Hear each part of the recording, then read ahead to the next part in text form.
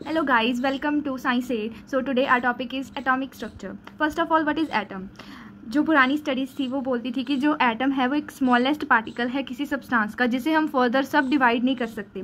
लेकिन जैसे जैसे फर्दर ऑन डिस्कवरीज हुई फंडामेंटल पार्टिकल्स की, उन्होंने बोला कि जो एटम है वो फंडामेंटल पार्टिकल्स से बना हुआ होता है। फंडामेंटल पार्टिकल्स अब कौन कौन से हैं? Electron, proton, neutron. Electrons are negatively charge, protons are positively charge and neutrons are neutrally charged. First of all J Thomson ने अपना मॉडल दिया इसे एक्सप्लेन करने के लिए जो एटॉमिक स्ट्रक्चर है।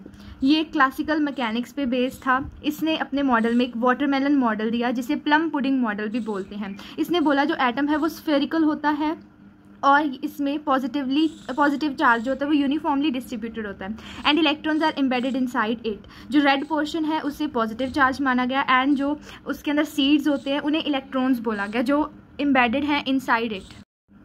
अभी जो जे थॉमसन मॉडल था उसकी कुछ लिमिटेशंस थी।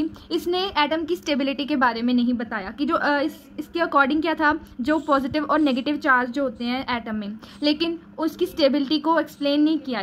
इसने सपोर्ट नहीं किया रदरफोर्ड की फाइंडिंग्स को। आगे रदरफोर्ड मॉडल आया, उसकी फाइंडिंग्स को इसने सपोर्ट नहीं किया। It don't talk about nucleus. Nucleus जो है वो किसी भी एटम का मेन पार्ट होता है, लेकिन इसने न्यूक्लियस के बारे में नहीं बताया। सो नेक्स्ट सेकंड मॉडल आता है रदरफोर्ड मॉडल। ये क्लासिकल मैकेनिक्स पे बेस्ड है। जो जे थॉमसन मॉडल था वो भी क्लासिकल मैकेनिक्स पे बेस्ड था। ये बोलता है there is a nucleus present inside the atom and electron revolves around it. J Thomson का जो लिमिटेशन था मॉडल का वो ये मेन था कि उसने न्यूक्लियस के बारे में नहीं बताया। लेकिन रदरफोर्ड ने अपने मॉडल में बताया कि जो एटम होता है उसके सेंटर में न्यूक्लियस प्रेजेंट होता है जिसके अराउंड इलेक्ट्रॉन्स रिवॉल्व करते हैं। Second, nucleus contains neutrons and protons. जो न्यूक्लियस होता है उसमें न्यूक्लियॉन्स प्रेजेंट होते हैं। न्यूक्लियॉन्स जो होते हैं उसमें न्यूट्रॉन्स और प्रोटॉन्स दोनों होते हैं और जो इलेक्ट्रॉन्स है उस न्यूक्लियस के अराउंड रिवॉल्व करते हैं। नोट, न्यूट्रॉन्स पर plus protons is equal to nucleons. Whole mass of atom is present inside the nucleus. जो एटम का मेन पार्ट होता है वो होता है न्यूक्लियस और जो होल मास जो है एटम का वो भी न्यूक्लियस के अंदर ही होता है। Size of nucleus is very small as compare to size of atom. Nucleus का साइज बहुत स्मॉल होता है as compare to atom. Rutherford model की कुछ लिमिटेशंस थी। इसने एटम की स्टेबिलिटी को इसने भी नहीं एक्सप्लेन किया। सो नेक्स्ट आता है मैक्सवेल, जिसने लिमिटेशन बताई थी रदरफोर्ड मॉडल की। इसने बोला था if the opposite charge revolves around the other one then the energy of the charge revolving will decrease. अगर कोई ऑपोजिट चार्ज जो है दूसरे के अराउंड रिवॉल्व करता है तो उस रिवॉल्विंग चार्ज की जो एनर्जी है वो डिक्रीज हो जाएगी। तो ये अल्टीमेटली न्यूक्लियस के बीच में फॉल कर जाएगा due to decrease in the energy and the atom will collapse. So this is the limitation of Rutherford model. Next model था नील्स बोहर मॉडल। ये सिर्फ थ्योरेटिकल एक्सप्लेनेशन ही देता है। ये क्या कहता है, electron revolves around the nucleus in a fixed circular path called orbitals. इसने अभी जो पहले मॉडल्स थे उन्होंने तो सिर्फ यही बोला कि न्यूक्लियस के अराउंड रिवॉल्व करते हैं इलेक्ट्रॉन्स, लेकिन नील्स बोहर ने क्या बोला कि फिक्स्ड पाथ में ही वो मूव करते हैं। उनका एक फिक्स्ड सर्कुलर पाथ होता है जिसे हम बोलते हैं orbitals. These orbitals are also called stationary orbitals. ये स्टेशनरी ही रहते हैं। Bohr said if electron revolve in its fixed orbit, its energy will neither decrease nor increase and don't fall in the nucleus। अगर जो Bohr बोलता है अगर जो ये इलेक्ट्रॉन्स है वो अपने ही फिक्स्ड ऑर्बिट में रिवॉल्व करते रहेंगे तो ना तो इनकी एनर्जी डिक्रीज होएगी ना ये न्यूक्लियस में फॉल होंगे। If we give energy to the electron, अगर हम इलेक्ट्रॉन को और ज़्यादा एनर्जी देते हैं तो वो हायर ऑर्बिटल में जंप कर जाएगा, पर वो हायर ऑर्बिटल में स्टेबल नहीं रह पाएगा, इसलिए वो अपने लोअर ऑर्बिटल में ही जंप बैक कर जाएगा। नेक्स्ट है अभी लिमिटेशन। नील्स बोहर मॉडल की क्या लिमिटेशंस हैं? Only on the basis of hydrogen atom, it doesn't explain या अप्लाई ऑन अदर एटम।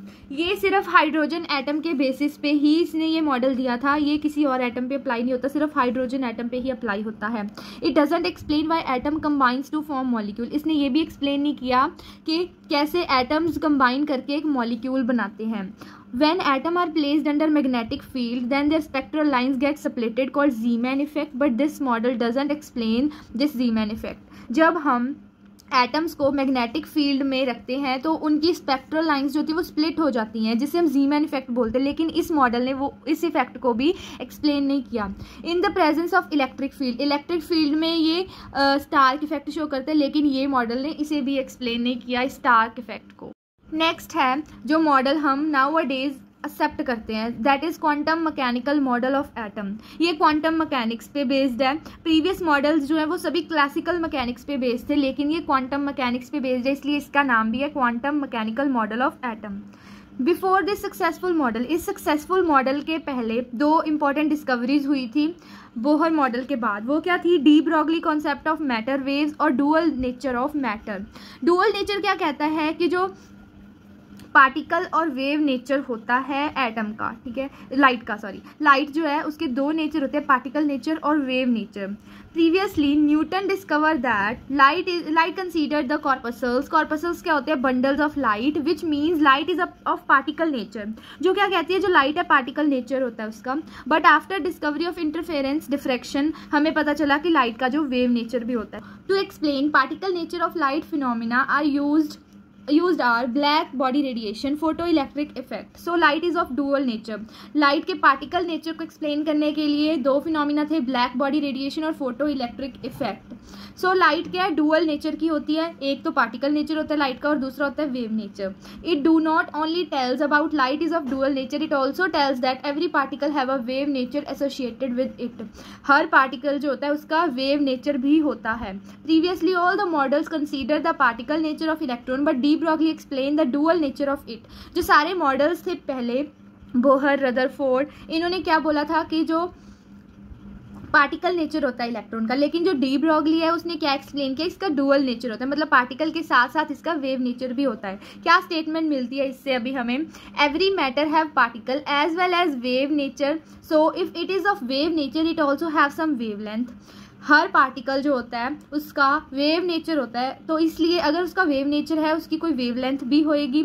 अभी इसी वेवलेंथ को कैलकुलेट करने के लिए हमारे पास ये फॉर्मूला था। वेवलेंथ को हम लैम्बडा से डिनोट करते हैं h/mv।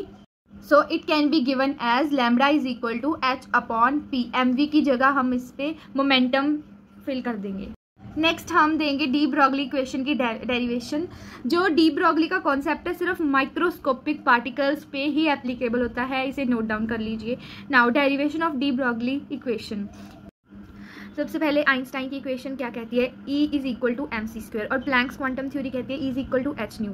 तो अगर लेफ्ट हैंड साइड्स इक्वल है तो राइट हैंड साइड्स को इक्वल करके हमारे पास क्या आ गया? h nu is equal to mc²। अभी जो न्यू है उसे हम c/λ लिख सकते हैं, न्यू को हम c/λ लिख सकते हैं, और तो इसकी वजह से क्या होएगा? ये इक्वेशन बन जाएगी hc/λ is equal to mc²। एक c के साथ ये c कैंसिल हो जाएगी, हमारे पास इक्वेशन आ गई h/λ is equal to mc।